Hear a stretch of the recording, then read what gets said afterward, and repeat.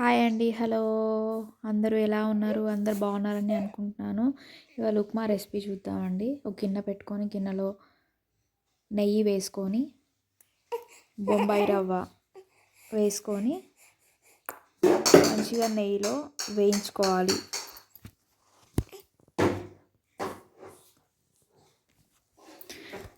కింద పొయ్యి సిమ్లో చిన్నగా పెట్టి మంచిగా దోరగా వేయించుకోవాలి. ఉప్మా రవ్వ ఎంత దోరగా ఎంత మంచిగా వేయించుకుంటే అంత టేస్ట్ ఉప్మాకి.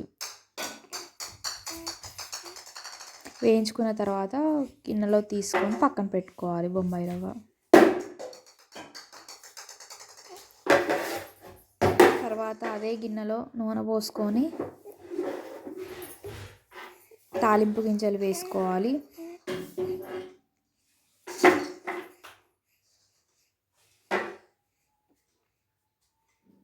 తాలింపు గింజలు వేసుకున్నాక ఉల్లిగడ్డ, పచ్చిమిర్చి, టమాటో, కొత్తిమీర, కరివేపాకు కోసి పక్కన పెట్టుకునే అన్ని దాంట్లో వేసుకోవాలి.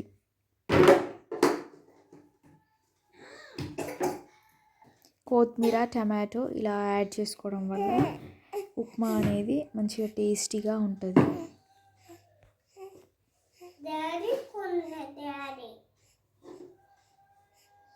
మంచిగా వేయించుకోవాలి.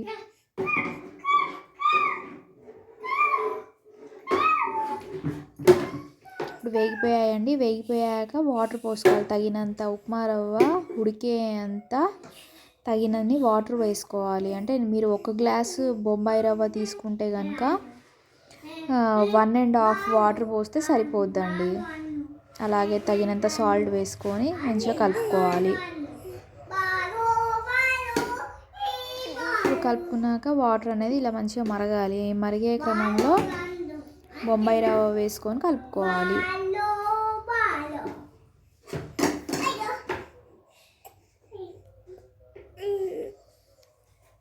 ఇలా బొంబాయి రవ్వ వేసుకుంటూ ఇలా కలుపుకోవాలి.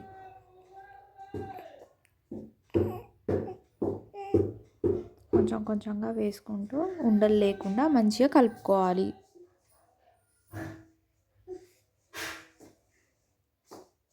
ఇలా కలుపుకున్న తర్వాత మూత పెట్టేసుకోవాలి.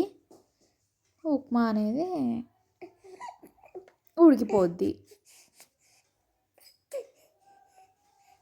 ఉప్మా అనేది ఉడికిపోయిందండి. ఉప్మా అయిపోయింది. Upma recipe completed.